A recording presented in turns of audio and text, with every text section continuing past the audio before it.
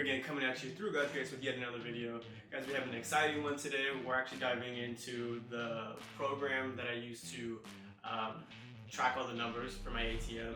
But first, shoot me a like, shoot me a subscribe. I'm coming up with a lot of great content coming up. So if you don't want to miss anything, make sure you hit that bell button as well. And let's just jump right into it. So no matter what processor you use, they all choose kind of the different programs to use for this. But most of them, the biggest one is called Columbus Data Services. So a lot of processors use Columbus Data Services to track like all the numbers for your ATM. So that's who I use, that's what my processor uses. So just jumping right into it here, this is the page right here. You can go up to here and go into a few different of like the reports and tabs and stuff like that. But this is the kind of main one. This is the one that's going to show you the daily numbers. And then I'll show you a report for like this month so far coming up anyway. Right now it's August 20th, so right now we're looking at one that was a few days ago, the 16th. Today is a Saturday that I'm recording this, and so this particular location is in, as you can see right here, the military base. And so they don't work on weekends. So every Saturday and Sunday I don't make any transactions. I only make transactions Monday through Friday. So I had to go back a few days to do this video. But so just kind of going into it right here, I'll just go into every tab and I'll break down every one of them. Most of it's pretty self-explanatory. But so this is just the location name. You can name this whatever you want through your processor. And then it has the address. This isn't the real address of this place. It's because I didn't actually know the address of this place. I'm not positive that it has an address. I'm sure it has an address, but I didn't know it. So I just put what street it was on. And the military base is in Oceanside. It's Camp Pendleton. So this will have like the contact for you, your name, all that other stuff, the make and model of your ATM right here. It just tells you everything you need to know. The current balance of your ATM. I went like a week ago. I went like last Monday to refill it. And me and my wife, we put in this particular one, we put $7,000 in usually because it lasts us about maybe 5 weeks or so, maybe 5 to 6 weeks. This ATM eats up at least $1,000 a week. Actually, probably more, but it lasts us, about like maybe 4 to 5 weeks. So we only go once a month to fill up the ATMs.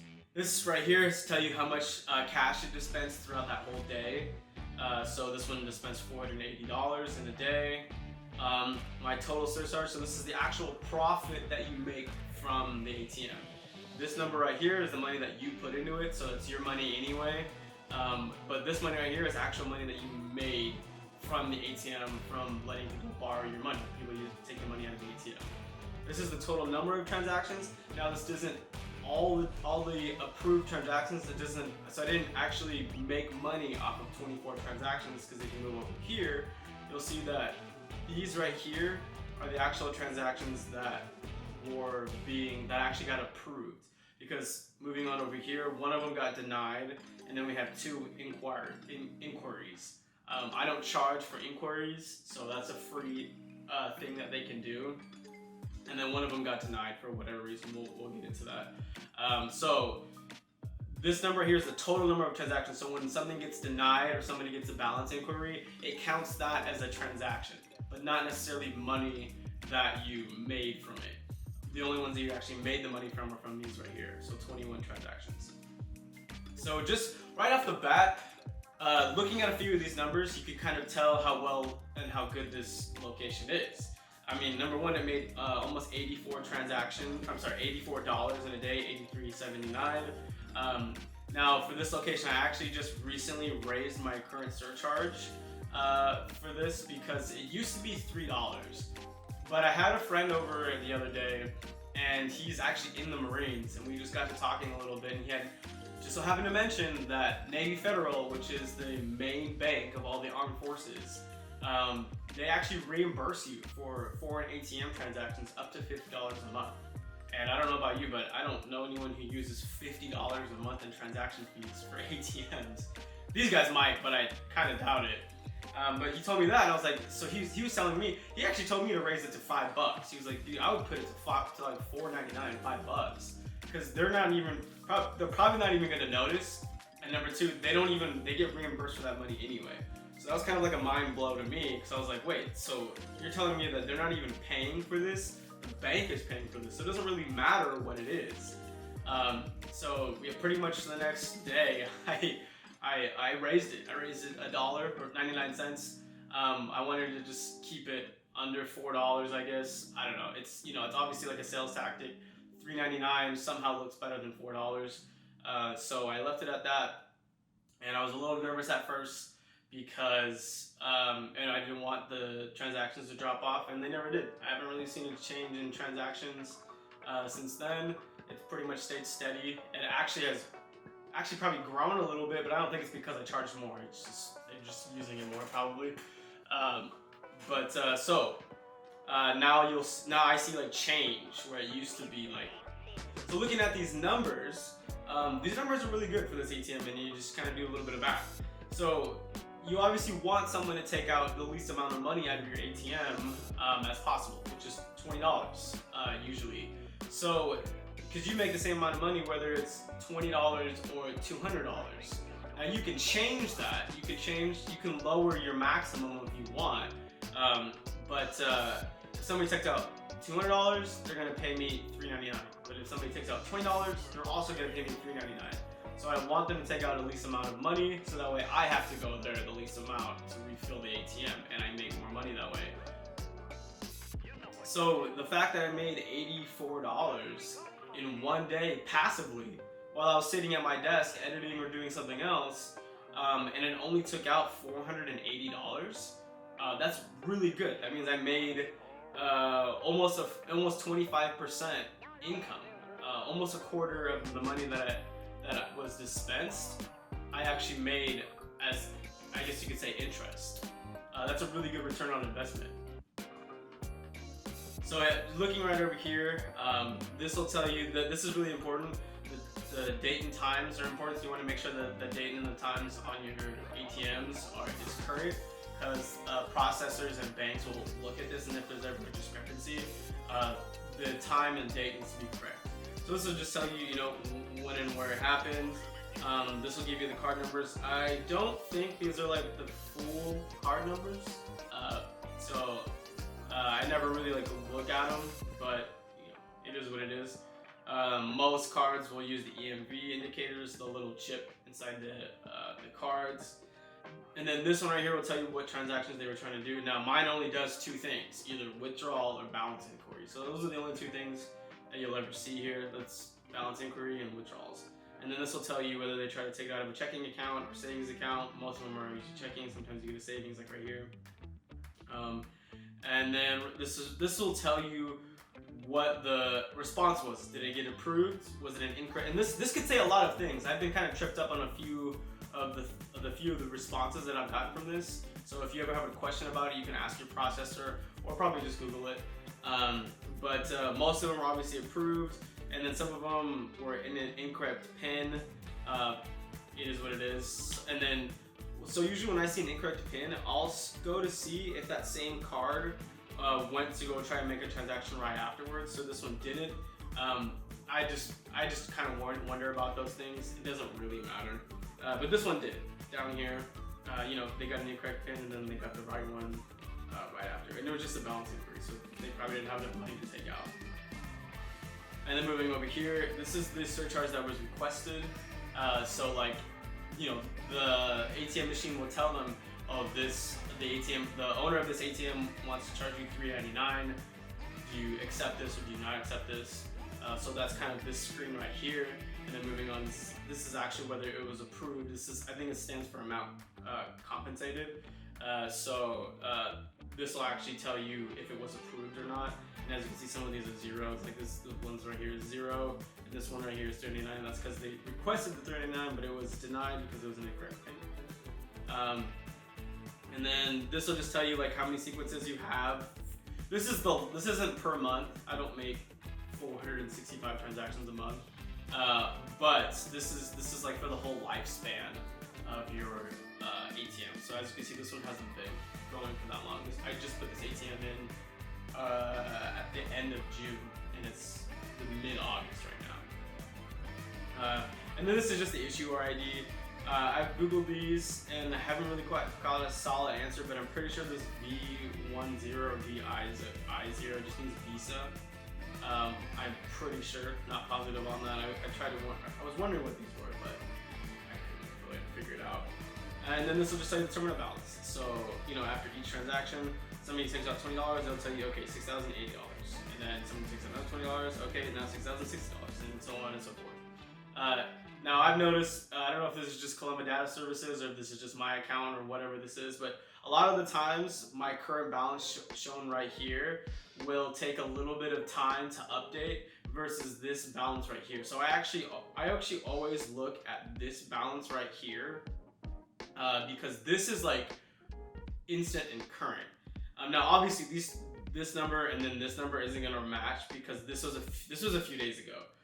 So more money was taken out since then. But just kind of keeping that in mind, this number sometimes takes a few hours to update. I don't know why. It just happens. I don't know if it's just my account or if it's Columbia Data Services in general. It is what it is, whatever.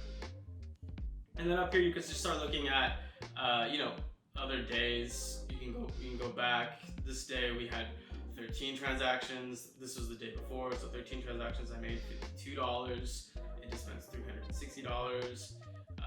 If you go before, and so this is a Sunday. So like I said, I don't make any money on Saturdays or Sundays, so I didn't make any money on Saturdays or Sundays. So if you move forward, so you could scroll through it. And then one last thing I want to show you guys up here is the reports. So if you go to transaction reports and then merchant statement, this is where you can look at your numbers throughout the whole month instead of just day by day. So you go to the terminal right here, and then I'll go to August, and then you could either have it as an HTML, which is just gonna show up as another pop-up window on your internet browser, or you could download a PDF if you needed to send, because a lot of the times when you do a split share with the business owners, you'll have to send them a copy of the transaction breakdowns for the whole month. So you'll do this, so you download this as a PDF and then just email it to them. But I usually just do it as an HTML. It's just easier that way. So this window will pop up, and then now you can look at all the numbers for the whole month. So far we're, like I said, today's the 20th, and it's a Saturday, so I never make any money. This is always zeros. You can always see, like, okay, there's the 2 zeros right here, here's the 2 zeros right here, and 2 zeros. So that's just how mine looks for this location. But these breakdowns right here are pretty simple, right? These are the surcharges that were approved. These were others, whether it was denied, balance inquiries, incorrect pins, all those other stuff. That's what. Well, I'm sorry. Actually, I think these are just inquiries, and then these are the ones that were denied for whatever reason. And then this is the total number. And so this is the money that was dispensed this month so far. So we're about 3 weeks into the month, and it's dispensed $3,700, which normally for like a regular ATM is not that much money. But that's a good thing because you can look over right here, and I've made $553.14. So there's still, a week and a half left in the month.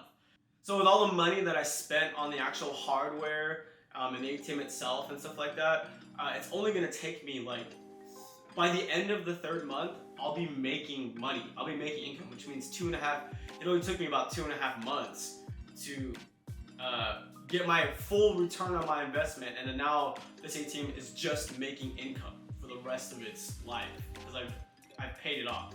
It's paid itself off. And that's another great thing about this business, is that the hardware that you actually are buying can and will eventually pay itself off in passive income. Like, that's pretty great. This camera right here that I'm recording on, this whole setup is like $5 grand. But it doesn't, now I've made way more than that $5 grand, and it's made way more money for me since I bought it than $5 grand. However, I've had to do work, right? I have to go around, I have to record, I have to do this, I have to edit, I have to get the lights too, I have to blah, blah, blah, blah. You have to set up all this stuff, there's work involved. Whereas this, you bolt it to the ground, you have it in a good location, end of work, like that's it. That's like all the work you have to do other than going to refill an ATM once a month. But it pays itself off. So it's like it bought itself. And then now it's just giving you money. Now it's just making you money. Now obviously you have to put like the $7 grand that I put into this ATM that's not money being spent. I can take it, I can go to the ATM right now and take it out and spend it on whatever I want. But it's not gonna make me any money unless it's in this ATM. And if it's in this ATM, that means I can't use it for anything, right? I can't use it for rents, whatever else. So that is something to remember. This business does take capital to, I would say it absorbs capital to be able to function and run, but it doesn't necessarily cost capital, because the $7 grand that I put in there is still my $7 grand, and I can go either into my bank account or into the ATM itself and withdraw it at any moment. So it more absorbs capital rather than costs capital, other than buying the hardware itself, which, like I said, pays itself off without you doing anything. So that's pretty much it for today, guys. I just wanted to jump into the software, show you guys some things that me personally, I wanted to see before I got into the business. I wanted to see what it looked like, what I can track, how it looks, all that stuff, what even numbers I'm getting in. So I hope this helped you out. I hope this gave you a little bit more courage to start the business and to spend the money, because sometimes you gotta spend money. In fact, most times you gotta spend money to make money, especially if you have your own business. And if this video or another video that I've posted or any other video that you've ever seen on YouTube, even if it's not by me, has inspired you to start the ATM business and you want to just get a super head start on it, go from 0 to 100, check out my bundle, guys. It's super cheap. It's only $120 for all the information that you need to start this business. It gives you the contract with the business owner. It gives you a list of bank accounts that you can open up your own bank account with, and you don't have to spend so much time looking for a bank that will actually allow you to run this business out of it. Because if you don't know this, it does suck, but you have to have a business bank account for this business to operate. I don't like it either. I wish you could use cryptocurrencies or some type of way to completely cut out the banks, but as of it is right now, it's just not how it is. And then it also gives you my ATM vendor list. So where I buy ATMs from, it gives you options for all these. Where I buy the ATMs from, who I use as a processor, and my internet provider. So it gives you all the information that you need so you can get out there, go start talking to businesses to get your ATMs in there and start making some passive income of your own. Or if you just need some specific information, you don't need everything, and I also sell everything individually as well. But if you have any questions, leave a comment down below. I'll be happy to reply and to help out in any way that I can. But that's it for today, guys. Thank you so much for watching, and we'll see you in the next one.